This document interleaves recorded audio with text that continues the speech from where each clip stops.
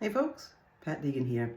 I was talking with a group of residential staff earlier this week, and they do really tough work. They work in group homes, they work in supported apartment programs, independent living programs, and they work with folks who are diagnosed with serious mental illness, and sometimes they encounter a feeling of hopelessness about particular individuals.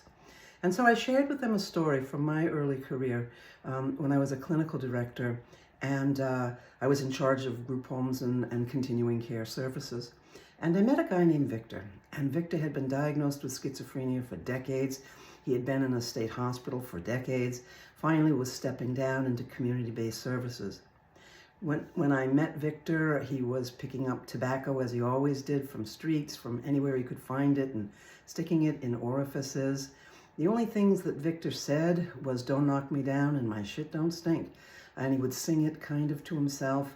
And in any case, when I met him, I said, "Oh man, I don't think this person is ever going to be well, is ever going to recover." And frankly, I thought he was hopeless. And I'm ashamed to say that now, but I did think that. And so he came into a group home, and the staff did a great job in caring for him and working with him. And about a year later, since he'd been living in the community, the whole gang of us went into a Chinese restaurant and to share a meal. And Victor